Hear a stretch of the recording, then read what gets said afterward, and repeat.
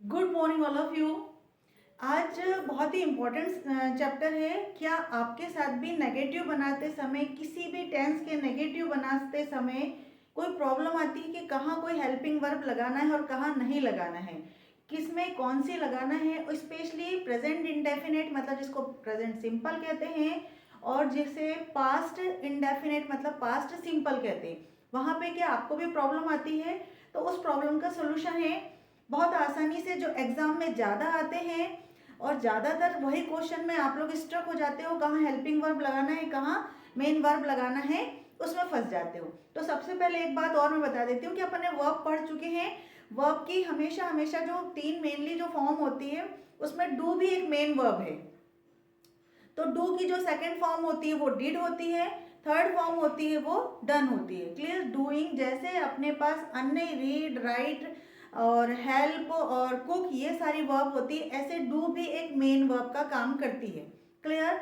जब हम डू और डस को हेल्पिंग वर्ब के रूप में काम करते हैं वो एक अलग मैटर होता है और हैज के समान। बट आज हम बात करने वाले हैं डू में, जिसमें हमें बहुत ज़्यादा कंफ्यूजन होता है। क्लियर? तो क्या इस प्रकार के सेंटेंस बनाने में आप प्रॉब्लम आपको होती है ना? Ranu does his work properly. अच्छा, इसको इतना ही छोड़ देते हैं, चलो। Ranu does his work, Ranu उसका काम करता है। क्लियर? यहाँ आपको बिल्कुल नहीं सोचना है कि ये जो डज है वो यहाँ हेल्पिंग वर्ब का काम कर रही, नहीं। ये प्रेजेंट इंडेफिनेट का टेंस है, प्रेजेंट सिंपल का है, जो सबसे पहला टेंस होता है वो है। इसके अंदर चूंकि रानू सिंगुलर लड़का है, रानू एक कोई लड़का है, वो सिंगुलर है, मतलब एक पर्सन की बात हो रही है, उसे हम सिंगुलर कहते हैं। इसलिए यहाँ पे वर्ब की जो फिफ्थ फॉर्म है जो हमने पढ़ चुके हैं, डू, डिड, डन, डूइंग और डज, ये वाले जब हम पढ़ चुके हैं तो वो, या फिर हम डू के साथ एस और ईएस लगाते हैं, ये भी अपन ने सीखा है। तो यहाँ पे हम जो लगा रहे हैं वो ईएस वाला है, जो फिफ्थ फॉर्म कर रहे हैं, क्योंकि जो डू है वो आपकी मेन वर्ब है, मेन वर्ब के साथ ईएस जोड़ा है क्योंकि ये सिंगुलर है। क्लियर? तो ये तो इसका काम करता है प्रेजेंट इंडेफिनिट। लेकिन नेगेटिव बनाते समय हर स्टूडेंट्स को प्रॉब्लम आती है, वहां देखेंगे कैसे। अब अगर हमने बताया कि सिंगुलर है तो हमें डज नॉट लिखना ही लिखना है ना वहां पे। तो डज नॉट तो हमने लिखा, रानू डज नॉट। अब लेकिन यहाँ पे ये जो डज नॉट है ये मेन वर्ब नहीं है, यहाँ पे ये हेल्पिंग वर्ब हो गई है और ये नॉट के साथ, मतलब ये दोनों तो साथ में आ गया ना, स्ट्रक्चर में ही आपका सब्जेक्ट प्लस डू नॉट और डज नॉट, ऐसे ही है ना। आपका स्ट्रक्चर भी तो यही कहता है, डज नॉट कहता है। तो ये डज नॉट आ गया, तो जब डज नॉट ये आ गया तो इसके बाद तो आपकी मेन वर्ब की फर्स्ट फॉर्म लगती है ना।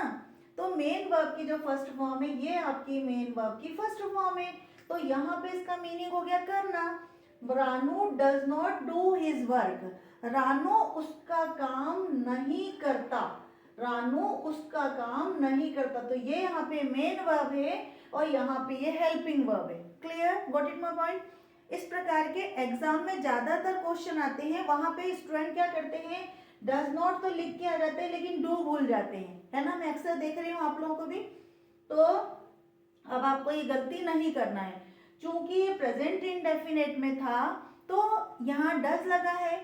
ऐसे हम एक और सेंटेंस देख लेते हैं, ये तो सिंगुलर लड़का था कोई तो हमने लगा दिया, लेकिन ही शी भी तो सिंगुलर पर्सन है, तो शी डज हर वर्क, वो उसका काम करती है, वो उसका काम करती है। क्लियर? लड़की है, सिंगुलर है, एक ही है, वहां पे हमने डज लगाया, मतलब वो करती के लिए सेंस आया है। यहाँ पे काय के लिए आया, करती है का सेंस आ रहा है, यहाँ पे डू के साथ, ये डू मेन वर्ब थी, यहाँ पे ईएस उसको लगा हुआ है। क्लियर? जो हमने फिफ्थ फॉर्म बोलते वो, या फिर डू के साथ ईएस लगाना वो। क्लियर? लेकिन नेगेटिव बनाते समय भी वही प्रॉब्लम आती है, शी डज नॉट डू। अब देखो शी डज नॉट जो है ये वाला डज नहीं है, ये इसकी जो मेन वर्ब है यहाँ पे ये लग गई है। कैसे लग गई है? Main verb. लेकिन अब हमको उसको नेगेटिव बनाना पड़ता है तो डज नॉट करते हैं, तो यहाँ ये हेल्पिंग वर्ब है और यहाँ पे ये नॉट है, तो ये डज नॉट तो सब नेगेटिव का स्ट्रक्चर ही हो गया। फिर आपको मेन वर्ब चाहिए थी, तो ये मेन वर्ब काम कर रही है, she does not do her work, वो उसका काम नहीं करती। इसको इस प्रकार से, एक प्रकार से और समझ सकते हैं। सपोज यहाँ पे मैंने लिखा है शी कुक्स फूड, शी कुक्स फूड, वो खाना बनाती है। क्लियर? तो जब खाना बनाती है तो नेगेटिव करने के लिए क्या करना पड़ेगा? She does not cook food, वो खाना नहीं बनाती। तो डज नॉट तो स्ट्रक्चर का हो गया, और यहाँ पे जो कुक है वो कहाँ का हो गया? वर्ब की फर्स्ट फॉर्म होगी, मेन वर्ब की फर्स्ट फॉर्म होगी। क्लियर? तो यहाँ पे आपको ये प्रॉब्लम नहीं देगी। क्लियर? समझ में आ रहा है ना आपको? अब आपके साथ ये वाली प्रॉब्लम नहीं आएगी कि ये जो डज है यहाँ पे हेल्पिंग वर्ब का काम कर रही है, और यहाँ ये जो डू है ये मेन वर्ब का काम कर रही है। डू, डज, हैव, हैज, ये मेन वर्ब का भी काम करते हैं और हेल्पिंग वर्ब का भी काम करते हैं, इसीलिए मैंने पहले बताया आपको, है ना। अब आपको सेकंड देखना है, लेकिन यहाँ पे देखो क्या है sentence, she did her work, यहाँ था डज और यहाँ आ गया did, she did her work. आपको पता है ये जो डू की जो सेकंड फॉर्म हो गई वो डिड, मतलब उसने उसका काम किया, उसने उसका काम किया। जब उसने किया तो मतलब पहले कोई काम हो गया है, इसका मतलब पास्ट टेंस में चली गई बात। जब पास्ट टेंस में चली गई है तो यहाँ तो ये मेन वर्ब का काम कर रही है, ये मेन वर्ब का काम कर रही है। अब लेकिन हमको नेगेटिव बनाना है। नेगेटिव की हेल्पिंग वर्ब क्या होती है? डिड होती है, उसके साथ नॉट लगता है। क्लियर? लेकिन उसके साथ वर्ब की फर्स्ट फॉर्म भी लगती है मेन वर्ब की, है ना। शी डिड नॉट, ये आपका स्ट्रक्चर का हो गया जो आपको नेगेटिव स्ट्रक्चर होता है, शी डिड नॉट। फिर ठीक है, लेकिन ये जो डू है वो मेन वर्ब की फर्स्ट फॉर्म है। क्लियर? देखेंगे, she did not do her work, वो उसने उसका काम नहीं किया। यहाँ था उसने उसका काम किया, यहाँ उसका काम नहीं किया।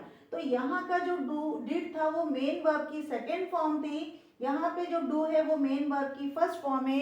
क्योंकि पास्ट टेंस में लिखते समय हमेशा हम डिड नॉट लगाते हैं नेगेटिव के लिए और वर्ब की फर्स्ट फॉर्म लगाते हैं। तो ये जो नेगेटिव है यहाँ पे ये हेल्पिंग वर्ब का काम कर रहा है। इसको ऐसे और समझते हैं, इस सेंटेंस से समझते हैं। शी, अगर हम बोलेंगे she did not cook food, उसने खाना नहीं बनाया, तो देखो ये डिड क्या हो गई? ये हेल्पिंग वर्ब हो गई, ये नेगेटिव हो गया और ये वर्ब की फर्स्ट फॉर्म आ गई, मेन वर्ब की फर्स्ट फॉर्म आ गई। तो सेम यही है। अब बिल्कुल भी कंफ्यूज नहीं होना, पेपर में यही ज्यादातर क्वेश्चन बन के आते हैं और बच्चे उसी में घबरा जाते हैं। तो डज नॉट और डिड नॉट तो लगा देते हैं, लेकिन वहाँ मेन वर्ब की फर्स्ट फॉर्म लगाना भूल जाते हैं। मुझे लगता है कि अब आप नहीं भूलोगे। क्लियर? आगे देखेंगे, I do my work my self, मैं मेरा काम खुद करती हूँ या करता हूँ। क्लियर? तो यहाँ पे तो ये जो डू है वो मेन वर्ब है, करता है ना, करने के लिए जो आया है। डू जो है मेन वर्ब के लिए आया है, मेरा काम स्वयं करता हूँ। तो फिर मैं नहीं करता हूँ तो क्या आएगा? I do not do my work. फिर से देखेंगे, आई डू नॉट, नहीं, डू करता, I do not do my work. देखो ये आपका सब्जेक्ट हो गया, ये डू नॉट स्ट्रक्चर का हो गया, नेगेटिव स्ट्रक्चर का, और ये जो डू है ये मेन वर्ब की फर्स्ट फॉर्म आ गई, और ये जो डू नॉट है ये वाला डू है वो हेल्पिंग वर्ब का काम कर रहा है। इट मीन्स जो डू है हेल्पिंग वर्ब का भी काम करता है और मेन वर्ब का भी काम करता है। I do not do my work my self. Clear? चलो आगे देख लेंगे, एक सेंटेंस और देखेंगे। You did your duty well, तुमने तुम्हारी ड्यूटी अच्छे से की। ठीक है ना? अब ये भी ध्यान रखना है गाइस कि हर बार ऐसा सेंटेंस नहीं आएगा, डू डज से आएंगे, लेकिन हो सकता है आगे आपका ऑब्जेक्ट अलग तरीके से भी आ रहा होगा, तो डरना नहीं। सबसे बड़ी चीज आपको क्या करना है, सब्जेक्ट और वर्ब पे ही ध्यान देना है, उसके अलावा किसी और चीज पे ध्यान देना नहीं। उसके बाद वाले पे देखेंगे, अभी हम यस्टरडे वगैरह पे चलेंगे, पहले इतने पे ध्यान देंगे। You did your duty well, तुमने अपनी ड्यूटी अच्छे से की। क्लियर? कहाँ से आ गया? पास्ट टेंस में आ गया, उसने उसका जो काम था वो अच्छे से किया, ड्यूटी थी। तो फिर नेगेटिव बनाने के लिए क्या आएगा? You did not, did not तो स्ट्रक्चर का हो गया, लेकिन डिड नॉट के बाद में क्या आएगा? डू आएगा। You did not do your duty well, तुमने अपनी ड्यूटी अच्छे से नहीं की, है ना। तो वहां पे क्या होगा? ये यहाँ पे देखेंगे, ये इस प्रकार से होगा, you did not do your duty well, तुमने अपनी तुम्हारी ड्यूटी अच्छे से नहीं की। तो ये जो डिड है यहाँ पे तो ये मेन वर्ब का काम कर रहा था, तो तो ये मेन वर्ब यहाँ पे वैसे भी मेन वर्ब ये हो जाएगी, वर्ब की फर्स्ट फॉर्म आ गई, ये मेन वर्ब की सेकंड फॉर्म थी, तो यहाँ पे तो ये वाला हेल्पिंग वर्ब है क्योंकि नॉट के साथ लगा है। क्लियर। एक सेंटेंस में और प्रॉब्लम आती है जहाँ पे क्या होता है, आपको जो वर्ब होती है तीनों फॉर्म एक जैसी होती है, वहाँ सबसे ज़्यादा प्रॉब्लम आती है। मुझे उम्मीद है ये आपको बहुत अच्छा समझ में आ रहा होगा। ही रीड्स अ बुक, वह पुस्तक पढ़ता है, वह एक पुस्तक पढ़ता है। रीड के तीनों फॉर्म है, तो कैसे पहचानेंगे कि मैम प्रेजेंट टेंस है कि पास्ट टेंस है?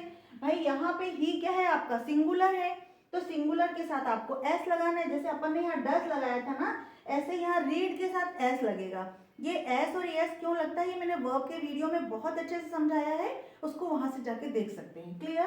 तो अब हम इसको नेगेटिव कैसे बनाएंगे, ही तो एज इट इज आ जाएगा, लेकिन रीड्स को अब अपन को वर्ब की फर्स्ट फॉर्म लगाना है, लेकिन हेल्पिंग वर्ब क्या लगाना है, डज लगाना है। ही डज नॉट, ठीक है, ये तो आपकी हेल्पिंग वर्ब हो गई। लेकिन अब रीड को रीड्स नहीं लगाएंगे, रीड की फर्स्ट फॉर्म लगाएंगे, READ, रीड अ बुक, वह एक पुस्तक नहीं पढ़ता, वह एक पुस्तक नहीं पढ़ता। Clear, what is my point. लेकिन अगर हम दूसरे बार में वहीं देखेंगे, इन द अदर हैंड हम देखेंगे, यहाँ पे भी ही रीड लिया है, यहाँ पे एस लगा था, यहाँ रीड अकेला लगा है, तो फिर ये कौन सा टेंस, ना यहाँ यस्टरडे दिया है, ना लास्ट नाइट दिया, ना कुछ नहीं दिया, तो आप कैसे समझोगे कि मैम ये कौन सा टेंस है? तो ये टेंस होगा ही रेड अ बुक।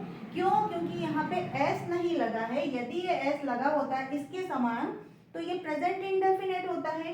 तो ये है अपने पास सिंपल पास्ट। सिंपल पास्ट में हेल्पिंग वर्ब होती डिड की, तो हम लगाएंगे he did not read a book, हाँ उसने पुस्तक नहीं पढ़ी, उसने पुस्तक नहीं पढ़ी। क्लियर हो गया रीड के साथ। तो यहाँ पे ये रीड मेन वर्ब की सेकेंड फॉर्म थी, मेन वर्ब की सेकेंड फॉर्म थी, लेकिन यहाँ पे मेन वर्ब की फर्स्ट फॉर्म हुई और यहाँ पे ये हेल्पिंग वर्ब हुई। क्लियर।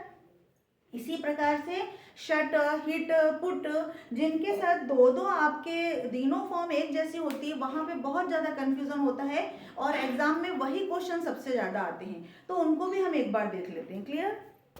हम देख लेते हैं शी कट्स द ट्री। सी अपन ज्यादातर सिंगुलर के साथ प्रॉब्लम आती है, प्लूरल के साथ तो ज्यादा प्रॉब्लम नहीं आती है। देखेंगे शी कट्स द ट्री, वह पेड़ काटती है। ठीक है ना।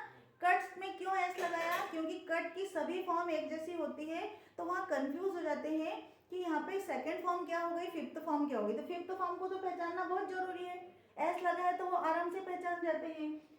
सिंगुलर फॉर्म है तो इसलिए कट्स लगा। शी कट्स द ट्री, वह पेड़ काटती है। तो फिर जब हम नेगेटिव बनाएंगे तो डज लगाना ही पड़ेगा ना। She does not cut the tree, वह पेड़ नहीं काटती। तो ये जो डज है यहाँ पे ये हेल्पिंग वर्ब का काम कर रही, जो वहां पे मेन वर्ब का काम कर रही थी। हेल्पिंग वर्ब और ये वाली जो है मेन वर्ब की फर्स्ट फॉर्म है ये। क्लियर।